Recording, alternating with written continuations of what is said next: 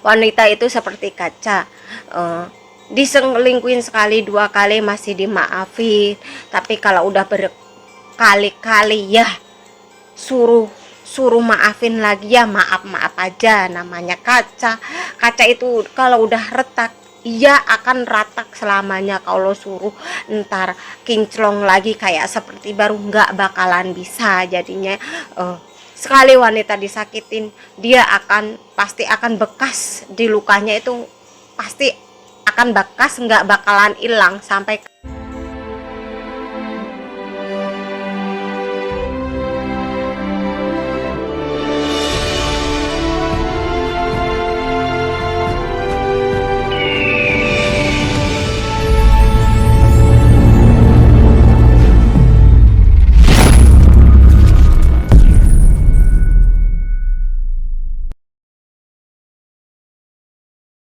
Halo, assalamualaikum warahmatullahi wabarakatuh. Ketemu lagi dengan saya ya. Hari ini saya mau bercerita soal wanita itu seperti gelas kaca.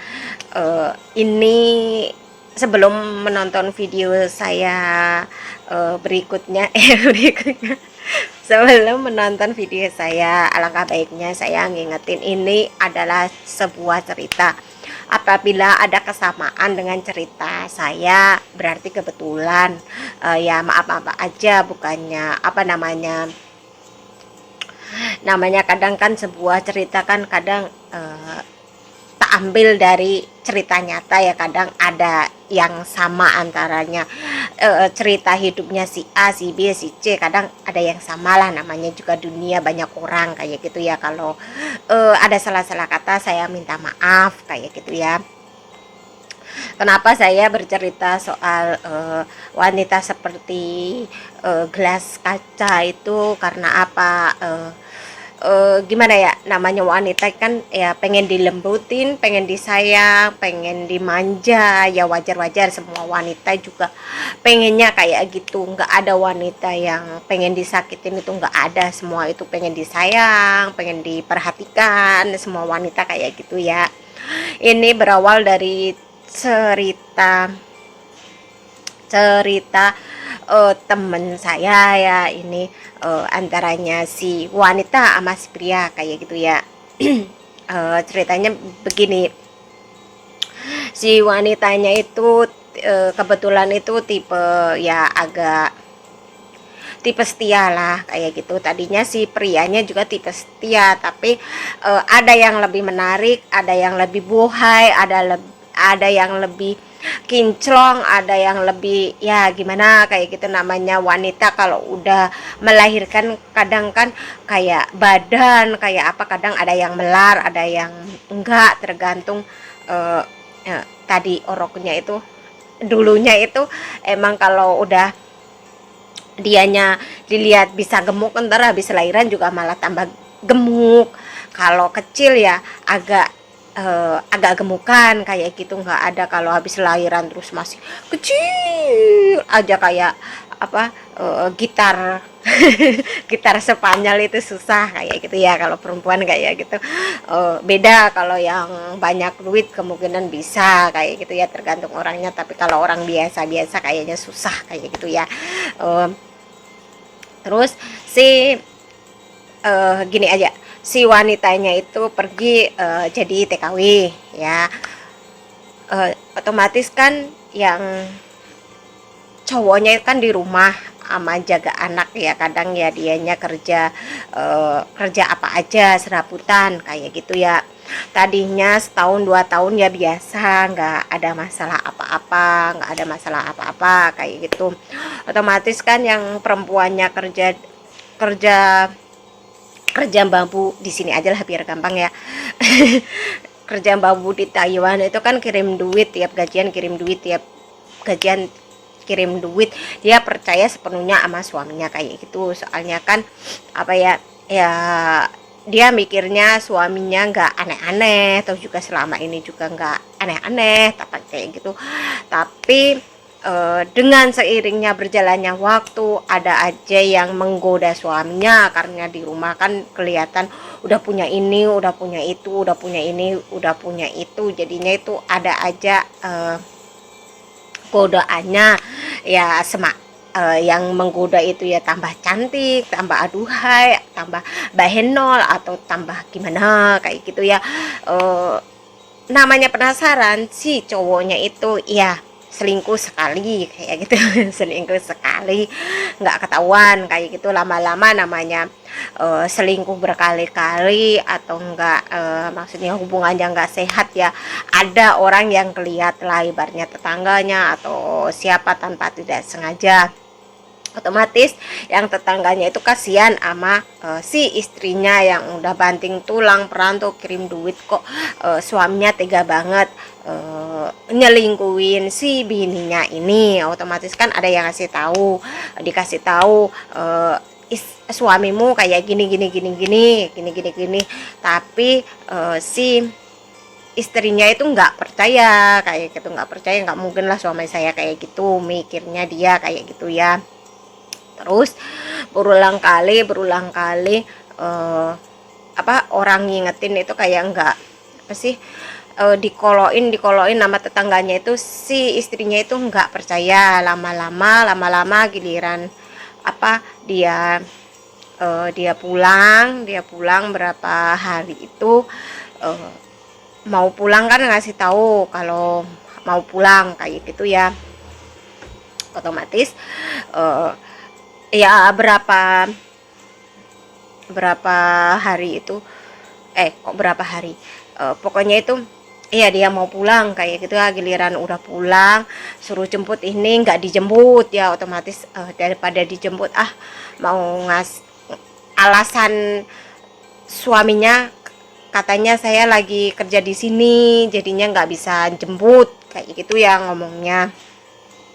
Jadinya si istrinya inisiatif pulang sendiri kayak gitu. Giliran pulang sendiri, tahu-tahu itu kayak isi rumah itu udah berbeda dari fotonya, dari perabotannya, fotonya dia sama sang suaminya itu udah hilang, udah dibuang sama selingkuhannya itu, nggak tahu dibuang kemana ya. Toh juga kayak anaknya juga diancam sama siapa, diancam sama suaminya jangan ngomong sama ibu kamu kayak gitu. Jadinya namanya anak kecil kan ya takut kayak gitu ya.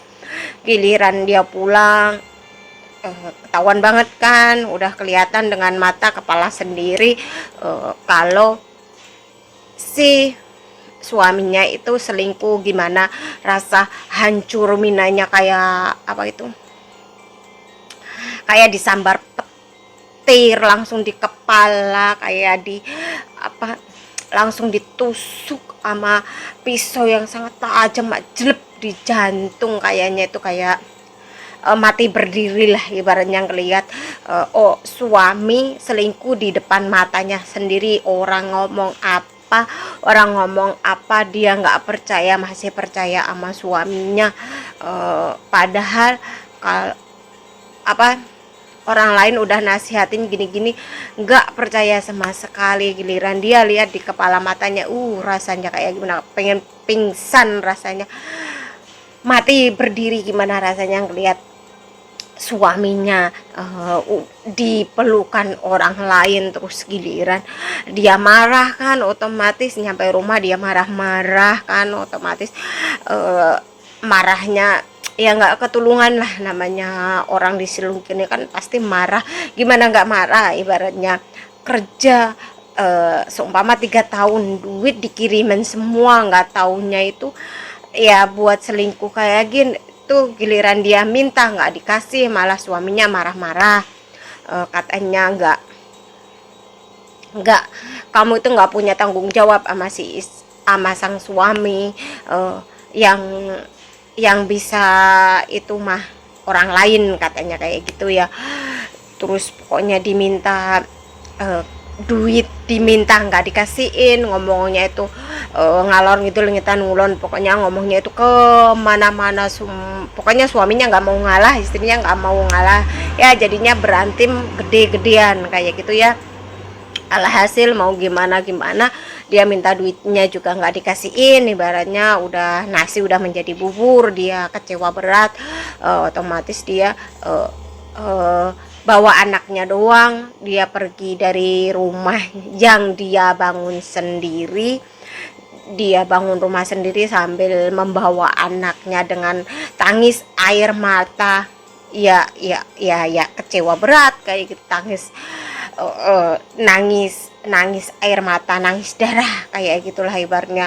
Dia udah nggak punya apa-apa selama ini dia merantau, nggak kelihatan kemana, udah dihabisin sama suaminya, yang nggak bertanggung jawab kayak gitu. Jadinya itu ya terpaksa dia pulang dengan berlinang air mata sambil menggendong anaknya pulang. Terus dia itu pulang ke rumahnya sendiri, uh, udah selingkuh, ketahuan otomatis ya. Terus dianya minta maaf sama sang istrinya, terus dia nggak bakal mengulanginya lagi. Dia udah mohon-mohon, katanya kan udah balik itu ke rumahnya sendiri kan si wanitanya itu. Terus sang suaminya, giliran apa itu, giliran otomatis kan dia udah nggak ada yang masukin duit, otomatis dia kayaknya ngerasain nggak ada pemasukan dana sama sekali. Jadinya udah tahu istrinya pulang di tempatnya, dia ngerayu bininya lagi ibaratnya, katanya nggak mau mengulanginya lagi,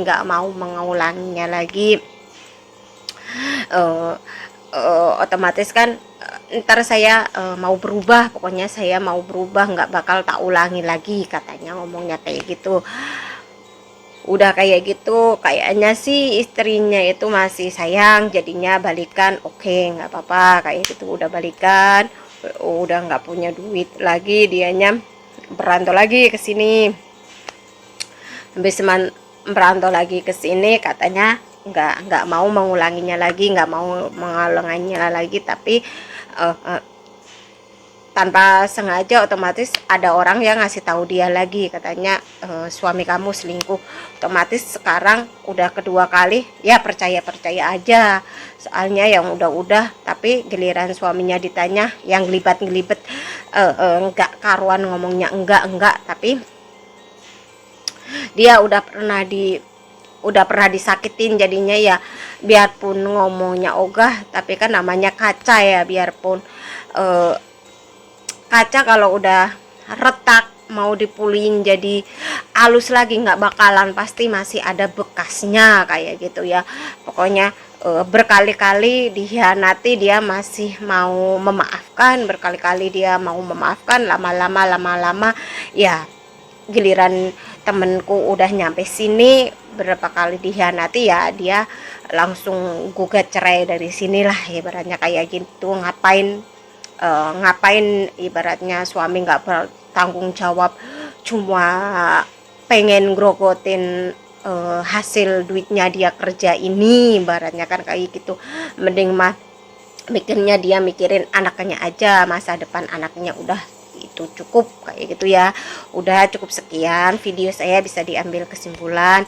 Karena apa saya bercerita soal ini cuma sebuah cerita pengalaman temen saya, biar jadi pelajaran, jangan seperti kayak dia yang dia alami kayak gitu ya. Cerita saya bisa diambil kesimpulan, wanita itu seperti kaca, diselingkuhin sekali dua kali masih dimaafin, tapi kalau udah berkali-kali ya suruh maafin lagi ya maaf aja. Namanya kaca itu kalau udah retak ia akan ratak selamanya. Kalau suruh ntar kinclong lagi kayak seperti baru, nggak bakalan bisa. Jadinya sekali wanita disakitin, dia pasti akan bekas di lukanya itu, pasti akan bekas, nggak bakalan hilang sampai kapanpun. Tapi iya di luar dia bisa ngomong baik nggak apa-apa, tapi di dalamnya nggak bakalan, pasti masih ada luka sakit yang nggak bakalan dia keluarkan kalau lagi sakit banget gitu. Nggak, paling dia pura-pura sakit, tapi namanya kaca, mau nggak retak, kalau udah retak tetap retak selamanya.